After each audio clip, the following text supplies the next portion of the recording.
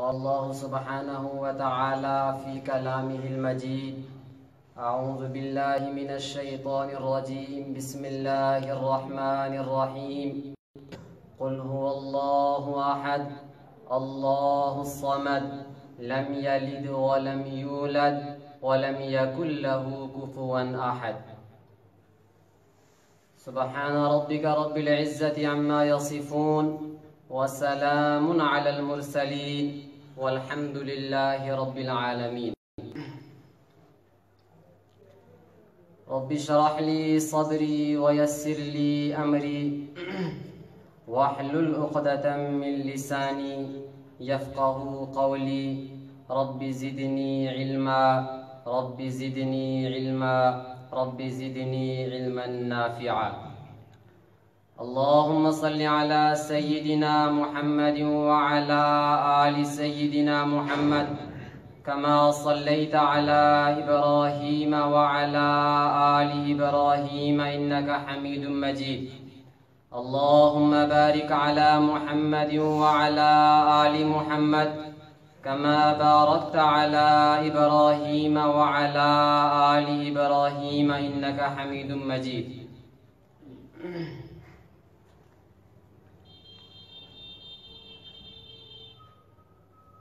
جب ہم قرآن کریم کا مطالعہ کرتے ہیں، قرآن کریم کو پڑھتے ہیں اور قرآن کریم کے مضامین کو سمجھنے کی کوشش کرتے ہیں تو ہمیں یہ پتہ چلتا ہے کہ قرآن کریم نے جن چند مضامین کو بیان کیا ہے ان مضامین میں سب سے زیادہ بنیادی جو مضمون ہے وہ توحید باری سبحانہ و تعالی ہے. چنانچہ روایت میں آتا ہے کہ ایک موقع پر جناب نبی اکرم صلی اللہ علیہ وسلم نے صحابہ کرام رضوان اللہ علیہ مجمعین سے فرمایا کہ تم لوگ رات کو 1/3 قرآن پڑھا کرو. 1/3 آف قرآن، یعنی کہ جو قرآن کے تقریباً 10 سپارے بنتے ہیں کہ 1/3 قرآن پڑھا کرو ہر روز رات کو. تو صحابہ کرام رضوان اللہ علیہ مجمعین کو تعجب ہوا. انہوں نے یہ سوچا کہ ہمیں دنیا میں رہنا ہے، دنیاوی اسباب کو بھی اختیار کرنا ہے، اور دنیاوی اسباب کو جب ہم اختیار کریں گے، زندگی گزاریں گے، اس کے لیے ہمیں کمانا بھی ہے. دن میں جب ہم کمائیں گے تو رات کو 1/3 آف قرآن کیسے پڑھیں گے؟ تو جب صحابہ نے کہا اینا یطیق ذالک یا رسول اللہ، اے اللہ کے رسول صلی اللہ علیہ وسلم، ہم میں سے کون اس کی طاقت رکھتا ہے کہ وہ دن میں اتنے کام، اتنی مشغولیات کے ساتھ شام کو وہ 10 سپارے 1/3 قرآن پڑھے؟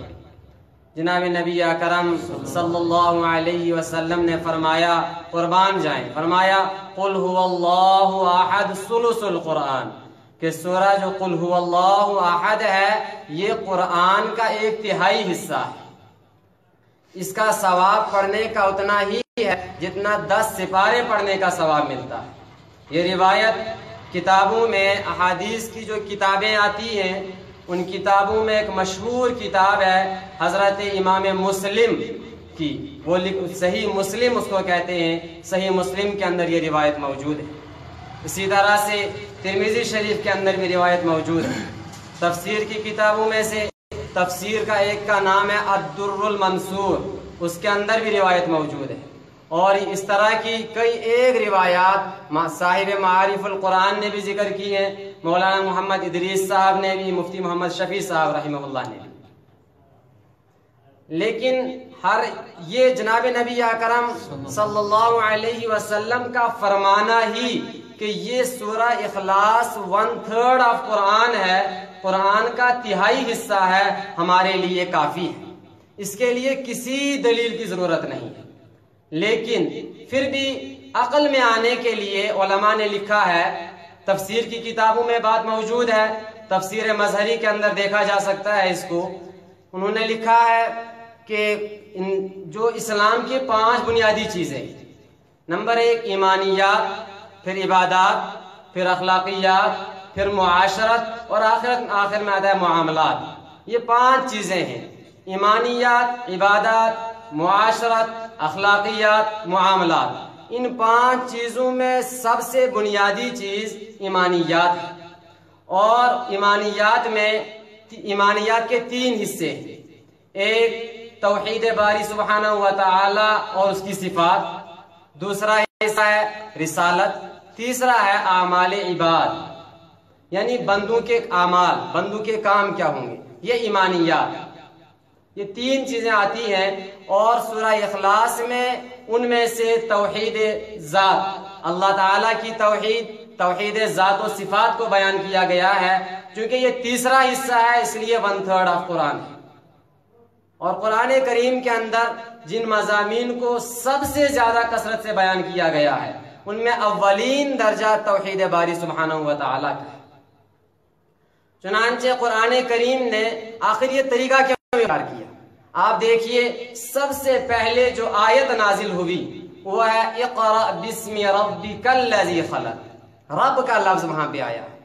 اور اسی طرح سے قرآن کی جو ترتیب ہے، سورتوں کی ترتیب کے اعتبار سے سب سے پہلی سورت سورہ فاتحہ ہے۔ اس میں بھی فرمایا الحمدللہ رب العالمین، وہاں بھی رب، یہاں بھی رب۔ یہ ہر جگہ رب کا لفظ کیوں آیا ہے؟ یہ بتانے کے لیے کہ ایک انسان کی فطرت میں، ایک انسان کی گھٹی میں اللہ تعالیٰ نے اس بات کو داخل کیا ہے کہ وہ اپنے رب کو تلاش کرتا ہے، رب کو پہچاننا چاہتا ہے، اپنے خالق کو ڈھونڈتا ہے۔ چنانچہ سب سے پہلے اللہ تعالیٰ نے جب انسانوں کو حضرت آدم علیہ السلام کی پشت سے جمع کیا، قیامت تک آنے والے انسانوں کو، تو وہاں پر جو عہد الستو ہے وہاں پر کیا تھا؟ الستو بربکم، کیا میں تمہارا رب نہیں ہوں؟ یہ رب، وہاں پر بھی رب کا لفظ آیا، یہ بتانے کے لیے کہ جو عقل والا انسان ہوتا ہے، عقل والا انسان یہ ضرور تلاش کرتا ہے کہ مجھے کسی نے بنایا ہے، میں خود دنیا میں نہیں آیا۔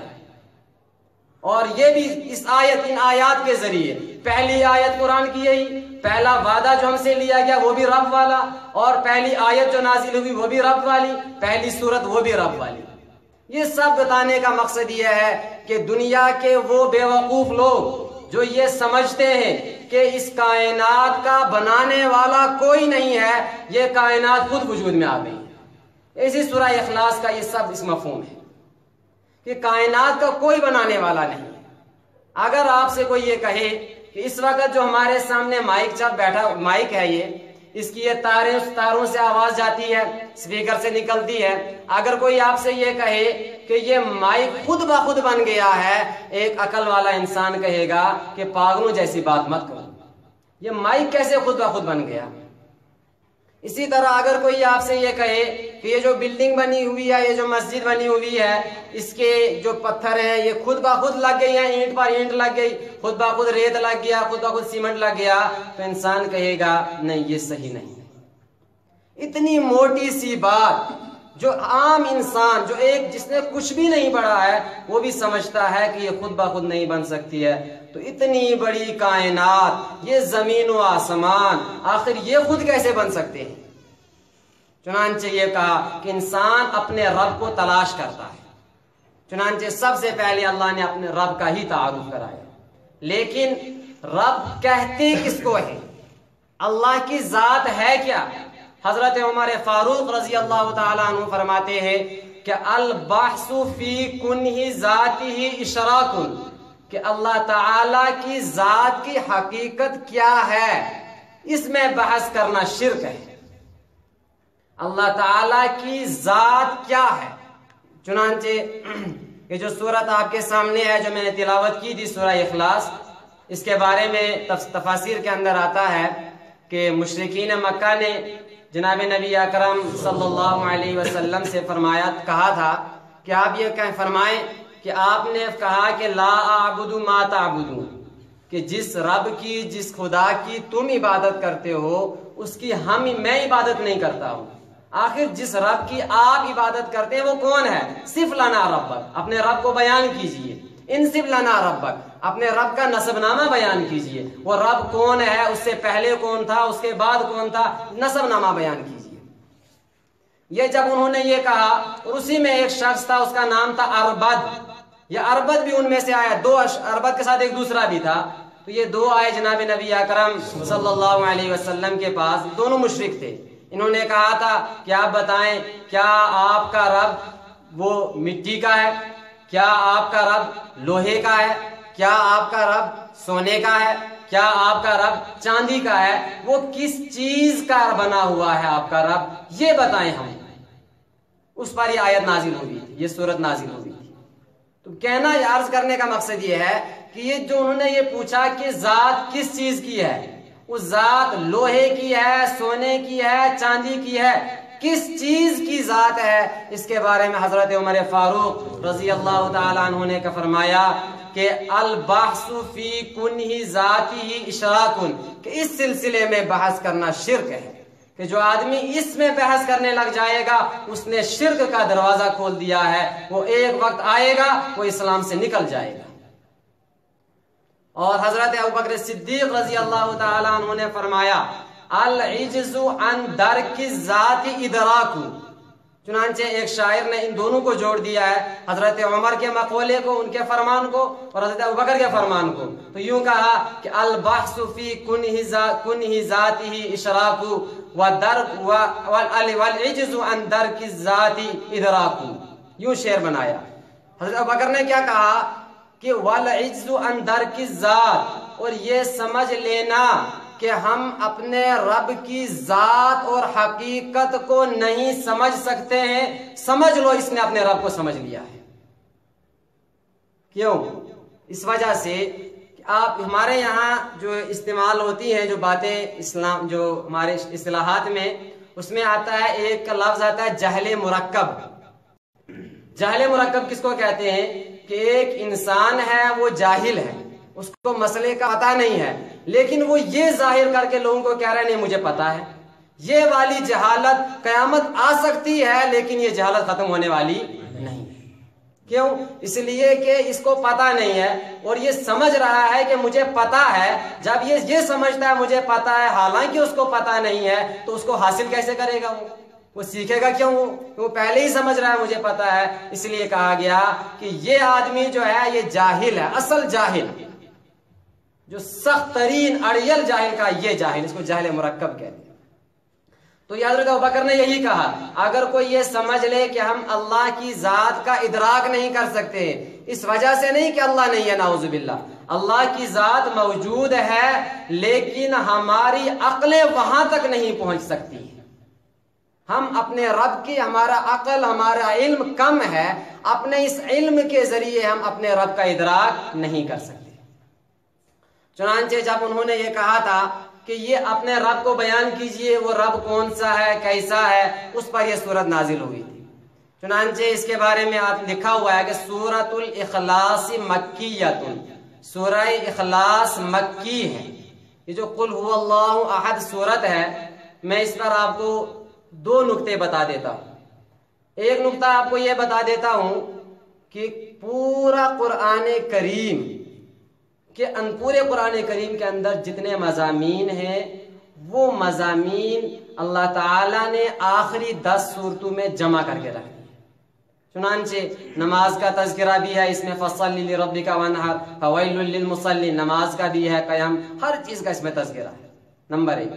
نمبر 2، آپ یہ ذہن میں رکھیے کہ جو صورتیں ہیں اس میں، یہ پہلی کل 10 صورتیں ہیں، ان میں سے جو پہلی 7 صورتیں ہیں، آپ یہ کہہ سکتے ہیں کہ پہلی 7 صورتیں دراصل جناب نبی اکرم صلی اللہ علیہ وسلم کی سیرت بیان کر رہی ہیں، اور آخری جو 3 صورتیں ہیں، سورہ اخلاص، سورہ فلق، سورہ ناس، یہ 3 توحید بیان کر رہی ہیں۔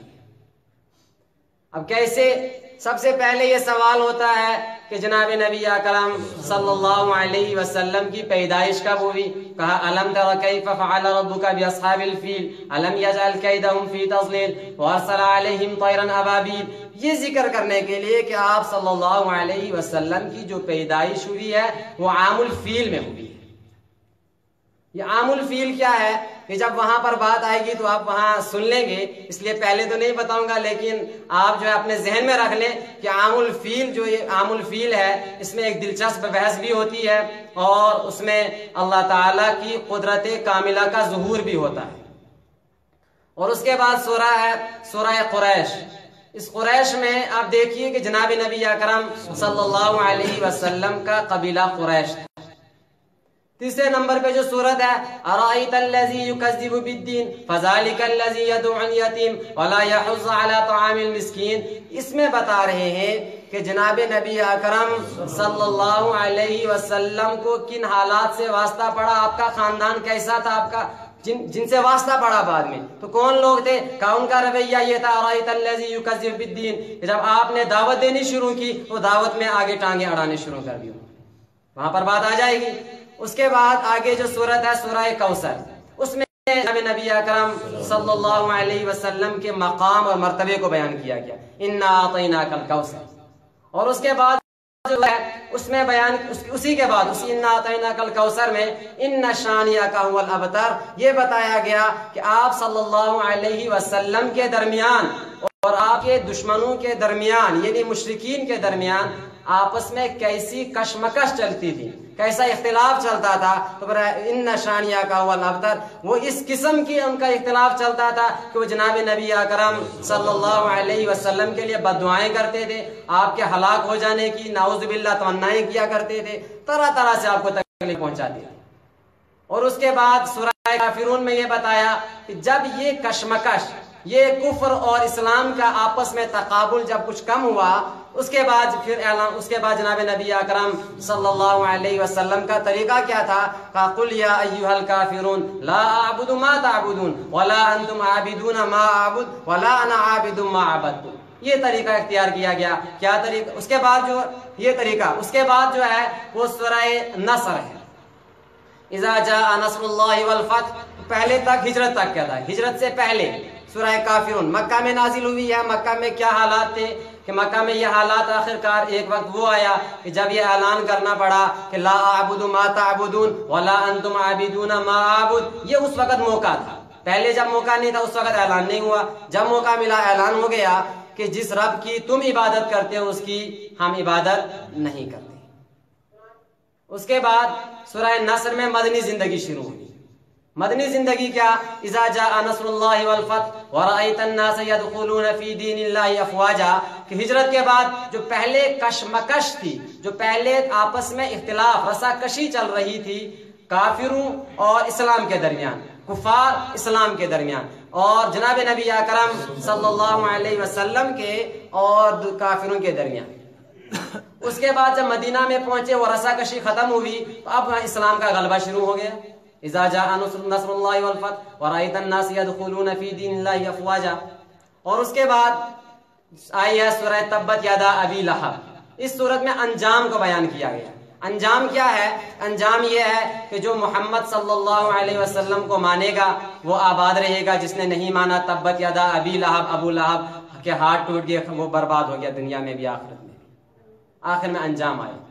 اور اس کے بعد جو آخری تین صورتیں ہیں اس میں بیان کی گئی توحید۔ توحید کیسے ہے؟ انسان سوچتا ہے قل اعوذ برب اس میں تو توحید سمجھ میں آ رہی ہے، ہر انسان سمجھتا ہے قل هو اللہ احد میں توحید ہے، لیکن قل اعوذ برب الفلق میں توحید کیسے ہے؟ تو اس کا جواب یہ ہے کہ قل اعوذ برب الفلق میں یہ بتایا جا رہا ہے کہ توحید آپ کو توحید جیسے ذات میں کرنی ہے، توحید جیسے صفات میں کرنی ہے، ویسے توحید تعوذ میں کرنی ہے، کہ مانگنا، پناہ مانگنا کسی اور سے نہیں مانگنی ہے۔ قل اعوذ برب الفلق کہ تعوذ میں بھی توحید کرنی ہے، وہ تعوذ پناہ مانگنی ہے، جو آپ کو پناہ دے سکتا ہے، جو آپ کو نجات دے سکتا ہے، جو آپ کو بچا سکتا ہے، وہ ذات واحد اور واحد ہے، وہ اللہ کی ذات ہے۔ آخری دو صورتوں میں یہی مضامین، تو 3 صورتوں میں توحید کو بیان کیا گیا اور 7 صورتوں میں یہ اس کو جناب نبی اکرم صلی اللہ علیہ وسلم سے متعلق 7 صورتیں۔ اور دوسری بات آپ یہ ذہن میں رکھیں کہ سورہ قریش اور الم تری کیف فعل ربک باصحاب الفیل، یہ صورتیں جو آخر میں ہے یہ جوڑا جوڑا ہے، چنانچہ آپ سورہ قریش اور سورہ الم تری کیف یہ دو صورتیں جوڑا ہیں. اس کے بعد انا اعطیناک الکوثر اور قل یا انا اعطیناک الکوثر اور آیت الذی یکذب بالدین یہ دو جوڑا ہے. اس کے بعد نیچے آئیں گے تو سورہ نصر اور تبت یدا ابی لہب یہ دو جوڑے ہیں. اور اس کے بعد جو آخر میں قل اعوذ برب الفلق قل اعوذ برب الناس یہ دو جوڑے ہیں. بیچ میں دو بچ جاتی ہیں صورتیں، ایک ہے سورہ کافرون، دوسری ہے سورہ احد. چنانچہ آپ اگر مثلث شکل بنائیں گے، پہلے میتھ میں بنایا کرتے تھے ایک مثلث شکل، وہ کیا ہوتی تھی جب یوں ہم یوں لکیر کھینچیں گے، ایک یوں اور یوں، تو نیچے یہ دو نیچے ہو جاتے تھے اور ایک اوپر ہو جاتا تھا. جب آپ یہ دو بنائیں گے اس میں آپ اوپر لکھیں گے، اس میں اس جگہ پر سورہ کافرون، نیچے آ جائے گی ارائیت الذی یکذب بالدین، اور دوسری جانب میں آ جائے گی، ایک جانب اوپر آپ لکھیں گے سورہ کافرون، نیچے آپ لکھیں گے ایک میں اذا جاء نصر اللہ فتح، دوسری جانب میں آپ لکھیں گے تبت یدا ابی لہب. یہ ہو گئے تین، ایک اوپر آ گئی سورہ کافرون، نیچے والی دو آ گئی، یہ نیچے والی دو ہے، ایک میں سورہ تبت یدا ابی لہب، دوسری میں اذا جاء نصر اللہ فتح. اور اس کے بعد جو آخر میں ہے اس میں بھی آپ جب اسی طرح کا مثلث ایک نقشہ بنائیں گے، اوپر لکھیں گے آپ سورہ اخلاص، ادھر اس جانب میں لکھیں گے آپ سورہ فلق، اس جانب میں سورہ ناس. اب یہ سورہ کافرون اور ادھر سے یہ سورہ اخلاص یہ دونوں برابر میں آ جاتی ہے. اس سے کیا ہوتا ہے دونوں میں برابر آنے سے، اب یہ اصل میں مجھے یہ سمجھانا ہے کہ سورہ کافرون کا سورہ ناس کے ساتھ، یہ سورہ قل هو اللہ احد کے ساتھ تعلق ہے. جیسے میں نے آپ کو بتایا اس میں ادھر سے سورہ اذا جاء نصر اللہ فتح آتا ہے اور ادھر سے سورہ تبت یدا ابی لہب آتا ہے. اوپر آئے گا پھر سورہ اخلاص، نیچے والے میں آئے گا سورہ فلق اور سورہ ناس. اوپر ادھر سورہ اخلاص ہے، ادھر سورہ کافرون ہے. تو یہ دو آ گئی سورہ اخلاص سورہ کافرون. تو یہ دونوں کا یہ بتانے کے لیے کہ ان دونوں کا آپس میں تعلق ہے. چنانچہ جناب نبی اکرم صلی اللہ علیہ وسلم جب بھی صورتیں پڑھا کرتے تھے، نماز میں تلاوت کرتے تھے، ہمیشہ تلاوت کرتے تھے پاس کی صورتوں کی، سورہ اعلیٰ، سورہ غاشیہ، اسی طرح سے سورہ جمعہ، سورہ منافقون، پاس کی صورتوں کا کیا کرتے تھے جب ایک ساتھ پڑھتے تھے. لیکن چنانچہ فجر کی سنتوں میں جناب نبی اکرم صلی اللہ علیہ وسلم پہلی رکعت میں پڑھتے تھے سورہ کافرون، دوسری میں تبت یدا ابی لہب نہیں پڑھتے تھے. اس لیے میں نے ابھی آپ کو نقشہ سمجھایا کہ تبت یدا ابی لہب جو آتا ہے وہ سورہ نصر کے ساتھ میں آتا ہے. نہ تبت یدا نہ سورہ نصر، دو نہیں پڑھتے تھے سیدھا سے سورہ اخلاص. اس لیے کہ سورہ اخلاص جب ہم نقشہ بنائیں گے تو سورہ کافرون کے برابر میں آ جاتی ہے. ٹھیک، اب معنوی حساب سے ہم دیکھیں گے تو کیسے تعلق ہوتا ہے کہ جناب نبی اکرم صلی اللہ علیہ وسلم اعلان فرماتے ہیں قل یا ایھا الکافرون، آپ کیا اے کافرو، لا اعبد ما تعبدون، میں تمہارے رب کی عبادت نہیں کرتا ہوں اور تم میرے رب کی عبادت نہیں کرتے ہو. جب یہ کہا سوال پیدا ہوگا، کافر یہ پوچھیں گے کہ بھائی آپ کس کی عبادت کرتے ہیں؟ کہ اللہ کی کرتے ہیں. ہم تو اللہ کی عبادت کرتے ہیں نا. اس کے بعد پوچھیں گے، کافروں سے پوچھا بھائی آپ کس کی عبادت کرتے ہیں؟ وہ کہتے ہیں ہم بھی اللہ کی کرتے ہیں. اب دیکھیے وہ بھی اللہ کی کرتے ہیں، میں نہیں کہہ رہا ہوں، اللہ کا کلام کہتا ہے، قرآن کریم اللہ رب العزت نے فرمایا کہ آپ ان سے معلوم کیجئے من خلق السماوات والارض، زمین و آسمان کو کس نے پیدا کیا؟ لیقولن اللہ، تو یہ کافر کہیں گے اللہ نے پیدا کیا. وہ بھی کہتے ہیں ہم اللہ کی عبادت کرتے ہیں، ہم بھی کہتے ہیں اللہ کی عبادت کرتے ہیں. ہم میں فرق کیا ہوا؟ جناب نبی اکرم صلی اللہ علیہ وسلم نے فرمایا کہ تم اللہ کی عبادت کرتے ہو لیکن اللہ جو ذات ہے وہ تم نے اپنے دماغ سے گھڑی ہوئی ہے.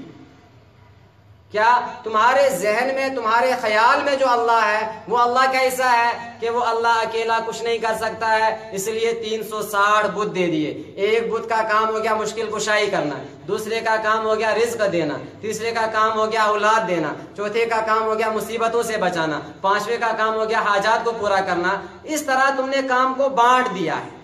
یہ تمہارے اپنے ذہن کی گھڑی ہوئی ہے یہ چیز. تم لفظ تو وہی بولتے ہو جو ہم بولتے ہیں لیکن معنی تمہارا اپنا ہوتا ہے. ہم جس رب کی عبادت کرتے ہیں وہ کون ہے؟ چنانچہ جب کافروں نے پوچھا تھا کہ صف لنا ربک، اپنے رب کا بیان کیجئے، رب کون ہے آپ کا، اور انصب لنا ربک، اپنے رب کا نسب نامہ بیان کیجئے. اللہ نے سورت نازل کی، کیا نازل کی؟ قل هو اللہ احد قل اے نبی صلی اللہ علیہ وسلم آپ کہہ دیجئے۔ اس میں ایک چیز اور ذہن میں رکھ لیجئے کہ قل کے ذریعے یہ بات بھی سمجھ میں آتی ہے کہ اللہ تعالیٰ یہ فرما رہے ہیں کہ میری جانب سے بھیجا جانے والا جو پیغمبر تمہاری طرف ہے وہ پیغمبر محمد صلی اللہ علیہ وسلم ہی ہے، اس کے علاوہ اور کوئی نہیں ہے۔ یہ رسالت قل سے سمجھ میں آ رہی ہے۔ کیوں؟ اس لیے رسول کا کام کیا ہوتا ہے؟ رسول کا کام ہوتا ہے اللہ کے احکام بندوں تک پہنچانا۔ تو اس میں اللہ تعالیٰ کہہ رہے ہیں قل اے نبی صلی اللہ علیہ وسلم آپ فرما دیجئے، یعنی اللہ کا یہ پیغام بندوں تک پہنچا دیجئے۔ تو جناب نبی اکرم صلی اللہ علیہ وسلم کی رسالت بھی قل سے ثابت ہو رہی ہے۔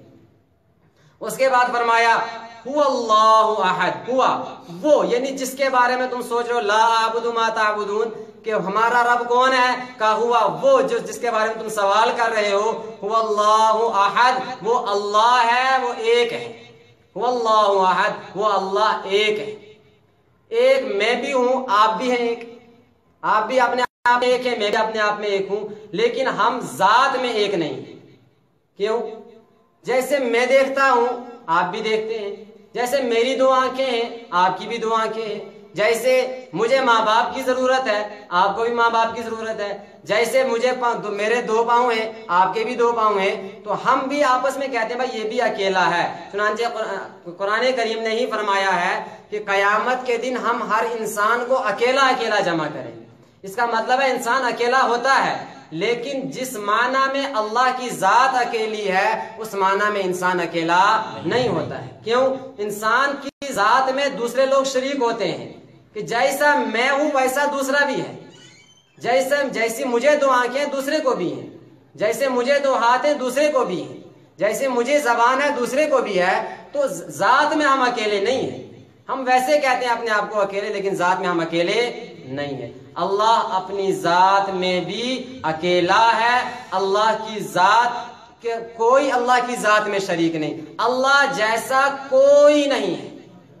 چنانچہ بعض لوگ جو اپنا خیالی سے، اس کو میں نے کہا تھا کہ کافر کہتے تھے ہم اللہ کو مانتے ہیں، چنانچہ وہ کہتے تھے ہاں وہ اللہ ہے، لیکن وہ اللہ نہیں ہوتا تھا جس کو ہم اللہ کہتے ہیں، ان کے اپنے دماغ کا گھڑا ہوا ہوتا تھا۔ تو ہم بعض لوگوں کو اللہ گھڑنے کی آپ کیسے سمجھ میں آئے گا آپ کو کہ اللہ تعالیٰ کی ایک صفت ہے، کیا صفت ہے؟ اللہ کی صفت ہے عطا کرنا۔ بعض لوگوں نے سوچا کہ اگر اللہ کے دو ہاتھ ہوں گے تو دو آدمیوں کو بیک وقت دیں گے، باقیوں کیسے دیں گے؟ اب وہ کیا کر رہے ہیں؟ جو اپنا خدا بنا رہے ہیں اس شکل کا بنا رہے ہیں کہ 100 150 ہاتھ اس کے ہوتے ہیں آلریڈی وہیں سے۔ تو یہ بتا رہے ہیں قل هو اللہ احد کہ اللہ کی ذات اکیلی ہے، تنہا ہے، اس کے لیے دنیا میں کوئی نظیر نہیں ہے، مخلوقات میں کوئی اس کا مشابہ نہیں ہے، اللہ کی ذات والا۔ اللہ اپنی ذات میں اکیلا ہے، جیسے اللہ ہر چیز سے پاک، جسم سے اللہ تعالیٰ پاک ہے۔ اور اللہ کس کو کہتے ہیں؟ ہمارے یہاں ایک کتاب پڑھائی جاتی ہے، اس کا نام ہے شرح تہذیب۔ اس میں لکھا ہے کہ اللہ علام لذات الواجب الوجود المستجمع لجمیع صفات الکمال، کہ اللہ وہ ذات واجب الوجود ہے۔ واجب الوجود کا مطلب ہے وہ ذات جس کا وجود حتمی ہے، جس کا وجود اصلی ہے۔ ہم سب کا وجود عارضی ہے، پہلے نہیں تھا، پھر ہوا، پھر ختم ہو جائے گا، پھر ہو جائے گا۔ لیکن اللہ کی وہ ذات ہے جو ذات کو کہا لذات الواجب الوجود، کہ وہ ذات واجب الوجود ہے۔ اللہ تعالیٰ کی ذات اس وقت بھی تھی جب کوئی نہیں تھا، نہ جبرائیل نہ میکائیل، کوئی بھی مخلوق نہیں تھی۔ اللہ کی ذات اس وقت بھی موجود ہے، اور اللہ کی ذات اس وقت بھی رہے گی جب کیا ہوگا؟ اذا زلزلت الارض زلزالها واخرجت الارض اثقالها اذا الشمس كورت واذا النجوم انكدرت اذا السماء انفطرت واذا الكواكب انتثرت۔ جب یہ سب ہو رہا ہوگا، کل من علیہا فان ویبقى وجه ربک ذی الجلال والاکرام، تو اس وقت بھی جو ذات بچی رہے گی، جو ذات وہی اللہ کی ذات ہوگی۔ اس کو کہتے ہیں واجب الوجود۔ اس کے بعد ہے المستجمع لجمیع صفات الکمال، کہ یہ وہ اللہ کی لفظ اللہ وہ ذات ہے کہ جتنے بھی کمالی صفات ہیں وہ ساری کی ساری اکمل درجے میں، کامل درجے میں اس کے اندر پائی جائیں۔ چنانچہ کچھ چیزیں ہم بھی کر سکتے ہیں، کچھ ہم کہتے ہیں بھائی کچھ قدرت ہم کو بھی ہے، کیا ہمیں یہ قدرت ہے ہم قرآن اٹھائیں واپس رکھیں، ہمیں یہ قدرت ہے ہم لقمہ اٹھاتے ہیں منہ میں ڈالتے ہیں، لیکن قدرت جس کو حقیقی معنی میں قدرت کہتے ہیں، قادر مطلق ذات، وہ قادر مطلق ذات اللہ تعالیٰ کی ہے۔ اس کو کہتے ہیں کہ تمام کمالی جو صفت ہیں وہ سب اس ذات کے اندر موجود ہیں۔ اسی طرح سے ہم بھی کیا کہتے ہیں، ہمارے پاس بھی علم ہے، ہم بھی کہتے ہیں بھائی ہم بھی عالم ہیں، علم ہے ہمارے پاس، اللہ تعالیٰ کے پاس بھی علم ہے، لیکن ہمارا علم اللہ تعالیٰ کے علم کے مقابلے میں کچھ بھی نہیں ہے، ذرہ برابر، ذرہ کی مثال نہیں دے سکتے ہیں، کچھ بھی حیثیت نہیں رکھتا۔ پوری کائنات کا علم مل جائے تو اللہ کے علم کے سامنے کسی کا علم نہیں ہے۔ تو یہ کہتے ہیں تمام صفات کمال اللہ تعالیٰ کی ذات میں موجود ہے۔ تو اللہ اکیلا ہے، ایسا نہیں جیسے میں اور آپ ہیں، بلکہ اللہ تعالیٰ ذات میں بھی اکیلا ہے اور صفات میں بھی اکیلا ہے۔ صفات کیا ہے؟ اللہ کی صفت ہے علیم، تو علم جیسا اللہ کا ہے ویسا علم کسی کو نہیں ہے۔ کائنات میں، مخلوقات میں سب سے زیادہ علم جو حاصل ہوتا ہے وہ نبیوں کو ہوتا ہے، اور نبیوں میں سب سے زیادہ علم حاصل ہے حضرت محمد عربی صلی اللہ علیہ وسلم کو۔ لیکن ان سب کے باوجود کہ حضرت نبی اکرم صلی اللہ علیہ وسلم کا علم مخلوقات کے علم میں تو زیادہ ہے، لیکن اللہ تعالیٰ کے علم کے ساتھ جناب نبی اکرم صلی اللہ علیہ وسلم کے علم کا مقابلہ نہیں کیا جا سکتا، اس لیے کہ اللہ تعالیٰ اپنی صفات میں بھی اکیلا ہے، صفات علم جیسی اللہ کے اندر ہے ویسی کسی کے اندر موجود نہیں۔ ہم بھی سنتے ہیں، اللہ تعالیٰ کے بارے میں بھی آتا ہے کہ اللہ بھی سمیع ہے، اللہ بھی سننے والا ہے، لیکن جیسے ہم سنتے ہیں دو کانوں کے ذریعے ویسے اللہ تعالیٰ کا سننا نہیں۔ اس وقت اگر آپ میں سے سبھی لوگ مجھ سے کچھ پوچھنے لگے اور سب بیک وقت باتیں کریں، سب اپنا سوال، وہ اپنا سوال، وہ اپنا سوال، میں ایک کا بھی جواب نہیں دے سکتا۔ کیوں؟ اس لیے کہ بھائی سب بول رہے ہیں، کس کا میں سنوں؟ یہ اب انسان کہتا ہے۔ چنانچہ جب گھر میں باپ کو جب سب بیٹے ایک ساتھ مانگتے ہیں، کچھ پریشان کرتے ہیں، کہتے ہیں بھائی خاموش رہو، ایک ایک بتاؤ تاکہ پتہ چلے ہو کیا رہا ہے۔ یہ ہم لوگوں کا سننا ہے، لیکن اللہ تعالیٰ کی کیا ذات ہے؟ اللہ تعالیٰ فرماتے ہیں کہ میری وہ ذات ہے کہ اگر تمام مخلوقات، جنات، انسان، سب، ہر چرند پرند جتنے مخلوقات ہیں، سب مخلوقات ایک میدان میں جمع ہو جائیں، اس میدان میں جمع ہونے کے بعد کشمیری زبان میں، عربی زبان میں، پہاڑی زبان میں، گوجری اپنے زبان میں، ہر ایک پشتو اپنی زبان میں، ہر ایک اپنی زبان میں وہ اللہ تعالیٰ سے دعا کرنے لگ جائے، اللہ تعالیٰ سے مانگنے لگ جائے، تو اللہ تعالیٰ جیسی جبرائیل کی سنے گا اسی وقت میں میکائیل کی بھی سنے گا، جیسی حضرت محمد عربی صلی اللہ علیہ وسلم کی سنے گا اسی وقت میں اللہ تعالیٰ 1,24,000 انبیاء کی بھی سن رہا ہوگا، اسی وقت میں اللہ تعالیٰ چیونٹی سے لے کر بڑی سے بڑی مخلوق تک ہر ایک کی اللہ تعالیٰ بیک وقت سنے گا اور ہر ایک کو عطا بھی کر دے گا۔ یہ اللہ تعالیٰ کا سننا ہے کہ صفت میں بھی اللہ تعالیٰ کا کوئی برابر نہیں، اللہ تعالیٰ کے لیے کوئی چیز دور اور نزدیک نہیں ہے۔ چنانچہ جناب اللہ تعالیٰ نے قرآن کریم کے اندر ہی فرمایا ہے کہ آپ میرے بندے مجھ سے آپ سے پوچھتے ہیں، میں آگے بتاتا ہوں۔ اسی طرح سے اللہ، یہ ہو گیا سننے کے بارے میں۔ اسی طرح سے مانگنا، مانگیں گے کس سے؟ مانگنا کس سے مانگیں گے؟ آپ نے جو 2 سورتیں پڑھی ہیں اس میں آ گیا قل اعوذ برب الفلق، قل اعوذ برب الناس، کہ پناہ مانگی بھی تو ہم نے کس سے مانگی؟ اللہ رب العزت سے۔ مانگیں گے بھی تو کس سے مانگیں گے؟ اللہ رب العزت سے۔ مانگنا جس سے مانگا جائے، آگے آ رہا ہے اللہ الصمد، کہ اللہ بے نیاز ہے، صمد ہے۔ صمد کس کو کہتے ہیں؟ وہ ذات کہ جو کسی کی محتاج نہ ہو اور ہر انسان اس کا محتاج، ہر ذات اس کی محتاج۔ اور یہ انسان کی فطرت کا تقاضا ہے کہ میں آپ کا محتاج، آپ دوسرے کے محتاج، وہ تیسرے کا محتاج. انسان چاہتا ہے ایک وہ بھی ہو جو سب کی سنے لیکن وہ کسی کا محتاج نہ. اللہ فرما رہے ہیں اللہ الصمد کہ وہ میں سب کو ضرورت میں ہوں، یعنی سب مجھے چاہتے ہیں، سب کی ضرورتیں مجھ پر آ کر ختم ہو جائیں گی لیکن میں کسی کا محتاج نہیں ہوں. چنانچہ صرف عام انسان نہیں، انبیاء تک بھی اللہ تعالیٰ کے محتاج، انبیاء بھی اللہ کے محتاج. اس بات کو اچھی طرح پلے باندھ لیں. اور یہ میں نہیں، اللہ کا کلام کہہ رہا ہے. اللہ کا کلام کہتا ہے کہ حضرت ایوب کو یاد کرو. ایوب کون تھے؟ انہوں نے کہا تھا انی مسنی الضر، کہ اللہ اے اللہ آپ نے آزمائش ڈالی، میں مصیبتوں میں گر گیا، میں پریشانیوں میں گر گیا، لیکن اس وقت مجھے بچانے والا کوئی نہیں، میری پریشانی کو دور کرنے والا کوئی نہیں، میری مصیبت کو دور کرنے والا کوئی نہیں. اس وقت اگر کوئی ذات دور کر سکتی ہے میری مصیبتوں کو، وہ صرف اور صرف آپ کی ذات ہے. چنانچہ اللہ تعالیٰ نے حضرت ایوب علیہ السلام کی پریشانی کو ختم کر دیا. اور اسی سورہ انبیاء کے اندر اللہ رب العزت فرماتے ہیں وَظَنُّونَ، اور یاد کرو مچھلی والے کو، اِذْ خَرَجَ مُغَاضِبًا، وہ غصہ ہو کر کے نکلے تھے، اور غصہ ناجائز نہیں، جائز غصہ تھا، حق کے لیے غصہ تھا. وہ غصہ کر کے نکلے، کشتی میں بیٹھے، کشتی چل رہی تھی، بیچ بھنور میں جب پہنچے، جب بیچ بھنور میں سواریاں زیادہ ہو گئی ہیں، ایک سواری کم کرنی ہے، کشتی ڈوبنے والی ہے، یا جو بھی تفسیر کی چند ایک تفسیر آئی ہیں، اس موقع پر اگر درس قرآن چلتا رہا، آپ نے ساتھ دیا، اور میری تو آپ سے یہی گزارش ہوگی اس درس قرآن کو ہمیشہ چالو رکھیں اور پابندی سے اس میں شریک ہوئیے. جب وہاں پر سبق آئے گا تو وہاں آپ کے سامنے تفسیریں آ جائیں گی اس کی. تو وہاں پر ایک تفسیر یہ بھی ہے کہ سواریاں زیادہ ہو گئی، کس کو نکالیں گے؟ تو کہا قرآن اندازی کریں گے، پرچیاں ڈالیں گے. نام نکلا حضرت یونس علیہ السلام کا. حضرت یونس علیہ السلام کو اب کشتی سے اترنا تھا، چھلانگ ماری تاکہ پار ہو جائیں گے، نکل جائیں گے باہر، لیکن اللہ کا حکم تھا کہ حضرت یونس علیہ السلام کو اس سمندر سے اب باہر نہیں نکلنا ہے.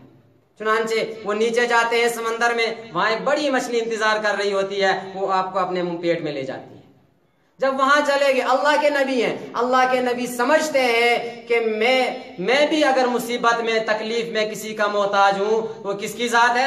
اللہ کی ذات ہے. چنانچہ کہتے ہیں کہ اللہ تعالیٰ فرماتے ہیں وَنَادَى فِي الظُّلُمَاتِ، کہ حضرت یونس نے، اس مچھلی والے پیغمبر نے پردوں کے اندر، تاریکیوں کے اندر مجھے بلایا. نادا فی الظلمات، کیا بلا کر کیا کہا تھا؟ لا الہ الا انت انی کنت من الظالمین، کہ اللہ اس میں سمجھتا ہوں اس وقت اس مصیبت میں لا الہ الا انت، آپ کے علاوہ کوئی بچانے والا نہیں ہے، آپ کے علاوہ اس مشکل کو دور کرنے والا کوئی نہیں ہے. کہ اللہ کے نبی سمجھ رہے ہیں کہ مجھے اگر کوئی چیز مانگنی ہے تو کس سے مانگوں گا؟ اللہ تعالیٰ سے. چنانچہ اس کے بعد اللہ تعالیٰ فرماتے ہیں کہ اللہ تعالیٰ نے حضرت یونس علیہ السلام کو معاف فرما دیا، ان کی دعا کو قبول کر لیا، ان کی دعا کو سن لیا، ان کو جو ہے اس مچھلی سے، اس پریشانی سے آزاد کر دیا. اب انسان سوچے ارے یار وہ تو اللہ کے نبی تھے، اللہ کے نبی کے ساتھ یہ معاملہ ہوا کہ اللہ نے بچا لیا، ہم تو عام انسان ہیں، عام مسلمان ہیں، کیا ہمارے ساتھ بھی ایسا ہوگا؟ قرآن نے کہا وَكَذَلِكَ نُنْجِي الْمُؤْمِنِينَ، کہ یہ صرف پیغمبروں کے ساتھ خاص نہیں ہے، میں اپنے ہر مومن، ہر بندے کے ساتھ یہی کرتا ہوں. جو بندہ مجھے پکارتا ہے، چنانچہ آپ کہتے ہیں ڈائریکٹ اللہ سے پکارو، اللہ سے مانگو. آپ کہتے ہیں اللہ سے مانگو جیسے پیغمبروں نے مانگا، تو کہا وَكَذَلِكَ نُنْجِي الْمُؤْمِنِينَ، ایسے ہی میں تمام مومنین کو بچاتا ہوں. چنانچہ اب کیسے بچاتا ہوں؟ کہا کہ قرآن کریم ہی کے اندر اللہ عزت فرماتے ہیں کہ لوگ یہ آپ سے پوچھتے ہیں کہ اے اللہ کے نبی صلی اللہ علیہ وسلم یہ بتائیں کیا اللہ دور ہے کہ ہم چلا کر مانگیں، بہت شور کریں، شور کر کے مانگیں، یا اللہ نزدیک ہے کہ ہم آہستہ مانگ لیں؟ مثلا آپ میرے نزدیک بیٹھے ہوئے ہو، مجھے آپ سے کہنا ہے تو چلا کر شور کر کے تو نہیں کہوں گا، آرام سے کہوں گا سامنے بیٹھے. اگر دور ہیں تو چلانا پڑے گا، زور سے آواز دینی پڑے گی. وہی معلوم کیا تھا. تو اللہ تعالیٰ نے فرمایا کہ میرے بندوں سے کہہ دو کہ میں نزدیک ہوں، میں نزدیک ہوں. کتنا نزدیک ہوں؟ اسی جگہ ایک جگہ فرمایا من حبل الورید، شہرگ سے بھی زیادہ نزدیک ہوں. میں ہر بندے کے پاس ہوں، ہر بندے کے نزدیک ہوں. اجیب دعوت الداعی، کیا فرمایا؟ اجیب الدعوت الداعی، یہ نہیں کہا اجیب دعوت الانبیاء، میں صرف انبیاء کی دعا کو قبول کروں گا، اجیب دعوت الاولیاء، میں صرف ولیوں کی دعاؤں کو قبول کروں گا، اجیب دعوت، یہ نہیں کہا، کیا کہا؟ اجیب دعوت الداعی، میں ہر دعا کرنے والے کی، ہر مانگنے والے کی دعا کو قبول کروں گا، اجیب دعوت الداعی۔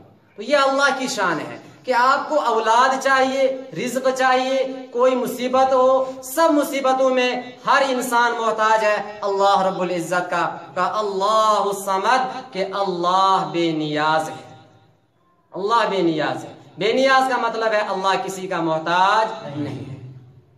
آگے جو فرمایا لم یلد ولم یولد، کہ اللہ نہ کسی کا بیٹا ہے، نہ اللہ کسی سے جنا، یعنی اللہ تعالیٰ کسی کی اولاد نہیں ہے، اللہ تعالیٰ کو کوئی باپ نہیں ہے، اللہ سے پہلے کوئی نہیں تھا، اللہ اس وقت بھی تھا جب کوئی نہ تھا، اس وقت بھی رہے گا جب کوئی نہ ہوگا۔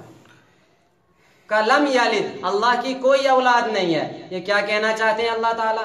اللہ تعالیٰ فرما رہے ہیں کہ بعض لوگ وہ ہیں دنیا میں جو یہ کہتے ہیں کہ اللہ نے اپنی خدائی کو تقسیم کر دیا ہے، نعوذ باللہ، اللہ پناہ میں رکھے ہمیں ایسے عقیدوں سے۔ بعض لوگ کہتے ہیں کہ اللہ نے خدائی کو تقسیم کر لیا۔ کیسے تقسیم کیا؟ کہ اللہ تعالیٰ نے حضرت عیسیٰ کو آدھی خدائی دے دی اور کچھ دے دی حضرت مریم کو۔ کہتے ہیں تین کو کہتے ہیں کچھ حضرت عیسیٰ، کچھ حضرت مریم، اور کچھ اللہ تعالیٰ کی اپنی ذات ہے، اور یہ کہتے ہیں کہ ان تین، یہ اللہ تعالیٰ کی ذات، حضرت عیسیٰ کی ذات اور حضرت مریم، یہ تینوں کی ذات مل کر خدا بنتی ہے۔ میرے بھائیو، اللہ کی ذات اللہ ہے، اللہ کا کوئی بیٹا نہیں۔ عیسائیوں نے کہا تھا کہ حضرت عیسیٰ علیہ السلام اللہ کے بیٹے ہیں۔ اللہ نے کہا لم یلد، لم یلد، کہ اللہ کا کوئی بیٹا نہیں ہے، اللہ کی کوئی اولاد نہیں۔ اور یہودیوں نے کہا، کیا کہا؟ عزیر ابن اللہ، کہ عزیر علیہ السلام اللہ کے بیٹے۔ اللہ نے کہا نہیں، عزیر اللہ کے بیٹے نہیں ہے، لم یلد، اللہ کی کوئی اولاد نہیں۔ کیوں؟ آخر اللہ تعالیٰ کو اولاد کیوں نہیں ہے؟ اللہ کی اولاد، اس میں آسان مسئلہ ہے، یہ سمجھ لیجئے کہ ہم میں سے ہر ایک کو پتا ہے کہ مجھے اس دنیا سے جانا ہے، میرے بعد میرا سارا کاروبار، میری پراپرٹی جائے گی۔ اس لیے ہم میں سے جس کا بیٹا نہیں ہوتا ہے وہ بہت دعائیں کرتا ہے، خود بھی دعائیں کرتا ہے، بیوی کو کہتا ہے آپ بھی دعائیں کرو، نمازوں کی پابندی کرتا ہے، نمازوں کے بعد دعائیں مانگتا ہے، پھر کیا کہتے ہیں بزرگوں سے دعائیں کراتا ہے، کہتا ہے ہر ایک سے دعائیں کراتا ہے، اپنے ماں باپ سے کہتا ہے آپ بھی دعائیں کریں۔ کیوں؟ صرف اس لیے کہ مجھے بیٹا پیدا ہو جائے، مجھے اولاد ہو جائے۔ کیوں؟ اس لیے کہ اس کو معلوم ہے مجھے جانا ہے، میرے بعد میرے خاندان کا کوئی نہ کوئی تو رہنا چاہیے۔ لیکن اللہ تعالیٰ کو جانا ہے، اللہ کی ذات ہمیشہ کے لیے ہے، اس لیے اللہ تعالیٰ کو ان کی ضرورت نہیں ہے، اللہ کو اس کی ضرورت نہیں ہے اولاد کی۔ چنانچہ ایک مرتبہ دہلی کی جامع مسجد میں مناظرہ، اس میں عیسائی لوگ آئے تھے، عیسائی لوگ آئے تھے، اور یہ عیسائیوں نے مناظرہ شروع کیا ایک عالم صاحب سے، اور کہتے تھے کہ حضرت عیسیٰ اللہ کے بیٹے ہیں، نعوذ باللہ۔ تو وہ مولوی صاحب جو تھے، عالم صاحب، وہ تو جواب دے رہے تھے، لیکن عیسائی جو ہے مانتا نہیں تھا۔ وہیں پر مجمع میں ایک دستار باندھے ہوئے، دستار جیسے علماء کی دستار ہوتی ہے باضابطہ باندھی، ایسی نہیں، بس عام دستار، ویسے چادر یوں باندھ لی ہے، اس کو دستار باندھی ہوئی، ہاتھ میں عصا ہے، لے کر گئے، اور جب ڈائس پہ پہنچے وہاں پہ جا کے ڈائس کو کھٹکھٹایا، جو یہی کھٹکھٹایا ڈائس کو، سب دیکھنے لگے یہ کیا ہو رہا ہے۔ اس نے کہا مولوی صاحب آپ ذرا سائڈ ہو جائیے، یہ آپ کی دلیل سے نہیں مانے گا، اس سے مناظرہ میں کروں گا، یا اس سے میں بات کروں، مناظرہ کا مطلب میں بات کروں گا، اس کو میں سمجھاؤں گا، دین، لڑائی نہیں کروں گا، دین سمجھاؤں گا اس کو میں۔ چنانچہ اب اس نے کہا اس عیسائی سے بتاؤ تم کیا کہتے ہو؟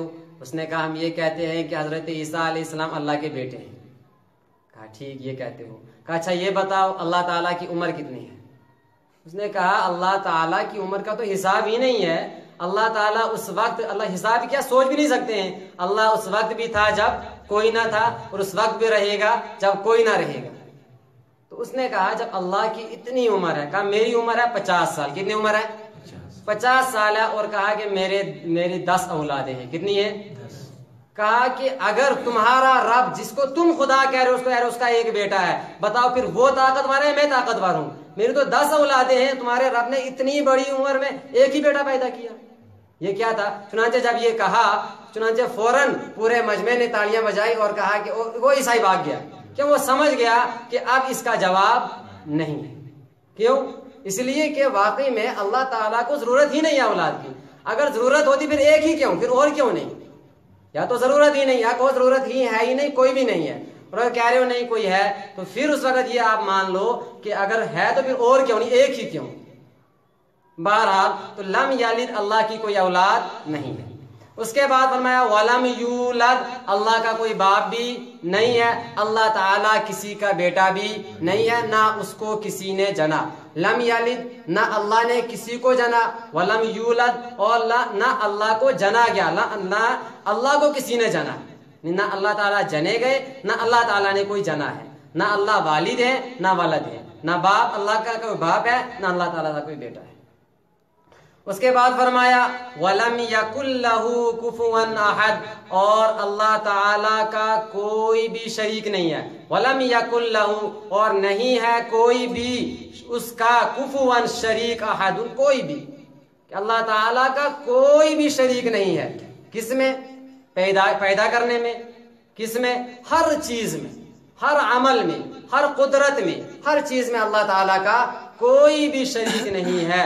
اللہ تعالیٰ اکیلے، اللہ تعالیٰ نے، اللہ تعالیٰ کی ذات واحد ہے، جس ذات واحد نے آسمان و زمین کو پیدا کیا، جس ذات واحد نے ہم سب کو پیدا کیا، وہ ذات واحد ہے جس سے مانگنا چاہیے، وہ ذات واحد ہے جو تنہا ذات ہے، کوئی بھی اس کی ذات میں بھی شریک نہیں، کوئی اس کی صفات میں بھی شریک نہیں، اور کوئی اس کے وجود میں بھی شریک نہیں۔ اسی طرح سے اللہ تعالیٰ کی کوئی بھی آپ جتنی بھی صفات لیں گے، ہر صفت اللہ تعالیٰ کے اندر جس طرح پائی جاتی ہے اس طرح وہ صفت کسی بھی بندے میں پائی نہیں جاتی ہے۔ اگر ہم اس صورت کو سمجھ لیں، دیکھیے اس صورت کا نام سورہ اخلاص ہے۔ اخلاص کس کو کہتے ہیں؟ کہ خالص کرنا، ہم خالص کریں۔ تو کس کو خالص کریں؟ تو یہ صورت خالص کرتی ہے ایمان کو، یہ صورت خالص کرتی ہے توحید کو، یہ صورت ہمیں ہر قسم کے کفر سے، شرک سے نجات دلاتی ہے۔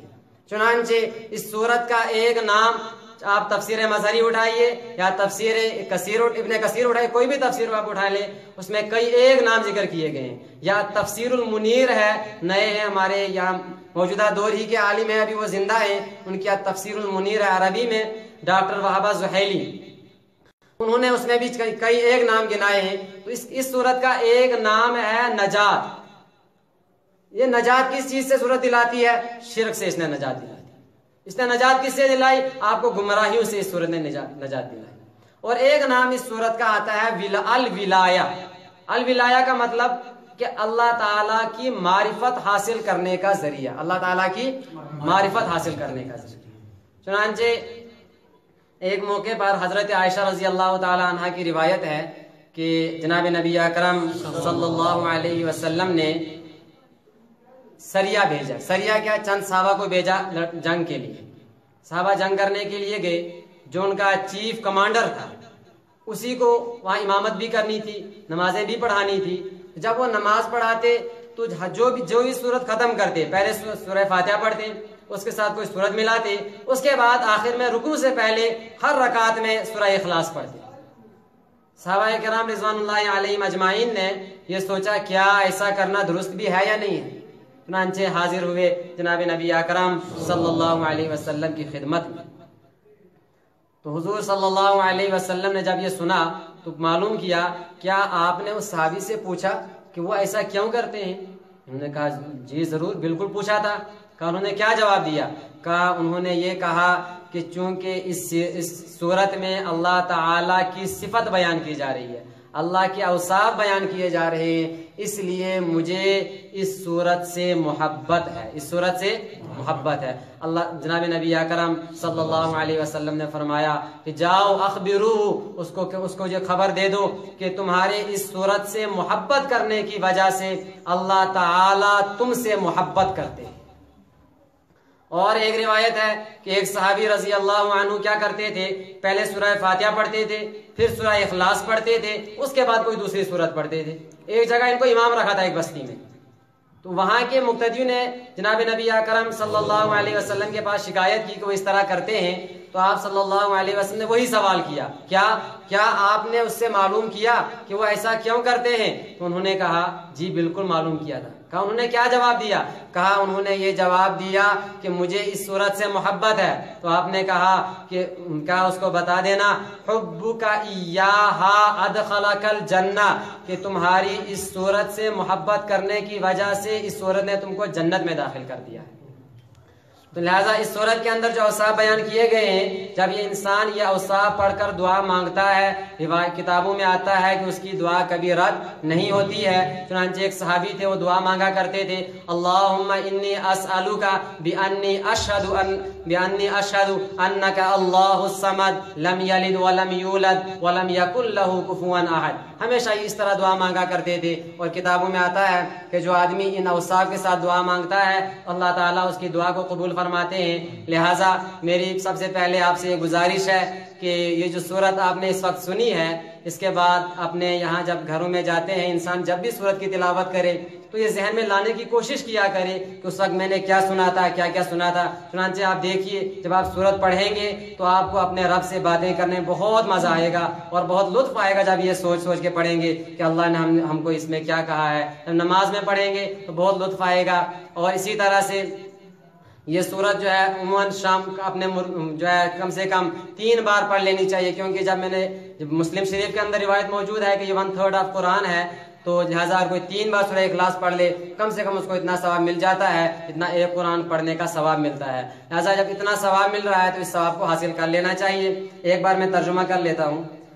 بسم اللہ الرحمن الرحیم، شروع اللہ کے نام سے جو بے حد مہربان نہایت رحم والا ہے۔